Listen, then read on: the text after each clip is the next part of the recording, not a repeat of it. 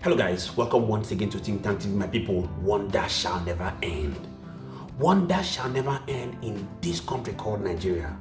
Now recall that we said we are going to be bringing to you political updates in the political space of Nigeria, and today we have a very hot news for you involving Femi Gbajabiamila, who happens to be the chief of staff of Mr. President in person of Bola Ahmed Tinubu. It's obvious that Bola Ahmed Tinubu is under pressure because he has obviously taken the position of ensuring that he kicks out anybody in his cabinet who is involved in the corruption allegations.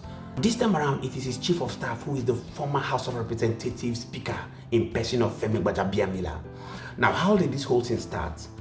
Jim Obazi's report, who is the investigator who was contracted to investigate the CBN, brought out a report, and it was shown that in 2017, Femi Gbajabiamila, Godwin Emefiele and Ahmed Kuru, who is the CEO of AMCON, had gone to Keystone Bank and saved 20 billion naira since 2017. And this money was monies that was gotten from corruption of some properties in Abuja.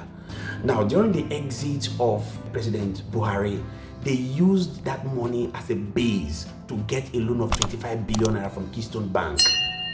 Recall that before a bank gives you a loan, they want to first of all check your financial base, and that is what they did. They used that money to get a loan from Keystone Bank. So this is exactly how Sahara Reporters put it. It says, sources told Sahara Reporters on Monday that Gbajabiamila was fingered as one of the beneficiaries of the largesse of corruption uncovered under Ahmed Kuru, the chief executive officer of the Asset Management Corporation of Nigeria, AMCON, and the former governor of the Central Bank of Nigeria in person of Godwin Emefieles. President Bola Ahmed Tinubu is currently under pressure over his chief of staff, Femi Gbajabiamila's alleged involvement in corruption.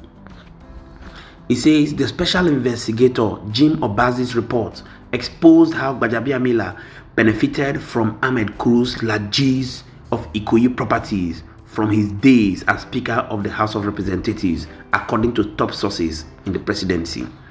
One of the sources told Sahara Reporters that Gbajabiamila in return had ensured Kuru remain as AMCON chief executive after about 9 years. Already, fresh information has emerged about how Godwin Emefieles and Ahmed Kuru, the AMCON CEO, conspired in gross abuse of office to acquire banks of choice using public funds to fraudulently take over Polaris, Keystone, and Union banks. Sahara Reporters obtained the special investigator's report on the probe of Emefiele, which uncovered the alarming sum of public funds which went into the fraudulent acquisition of the banks under Emefiele and AMCON under Kuru's leadership.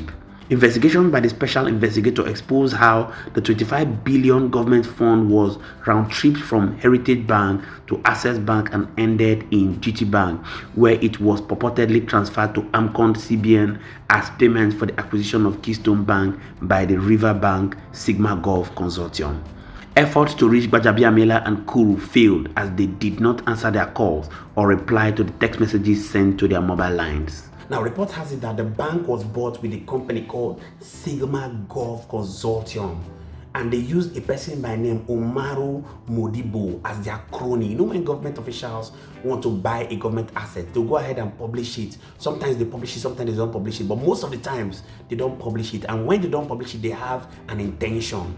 You see a government property that is like 20 billion, 30 billion naira, they'll just sell it at a paltry rate of maybe 1 billion naira to themselves, all in a bid to acquire these properties. That is exactly how Femi Gbajabiamila and Ahmed Kuru went ahead to get this property. And the report shows that one of the things that Femi Gbajabiamila had to do for Ahmed Kuru was to ensure that he remains as the AMCON boss. Recall that he was the House of Representatives Speaker as at dying. And a lot of people have said that Femi Gbajabiamila is involved in most of the corruption allegations because he go ahead to tell President Bola Ahmed Tinubu most of the half-truth. And this is exactly what is happening in this country. Now, it is obvious that most of these government officials go ahead to buy government properties with paltry amounts. And Femi Gbajabiamila is allegedly involved in it. Recall that President Tinubu has gone ahead to take the position of legitimizing his government by firing all those who he feels have been labeled with corruption allegations. This is the pressure President Bola Ahmed Tinubu is right now. A lot of people are saying that will he go ahead to fire Femi Gbajabiamila after being found to be involved allegedly in this corruption allegation? I'd like you to go to the comment section and drop your thoughts. Let's get to know what you think the possible outcome is going to be from President Bola, Ahmed, Tinubu, and we shall continually be here to serve you.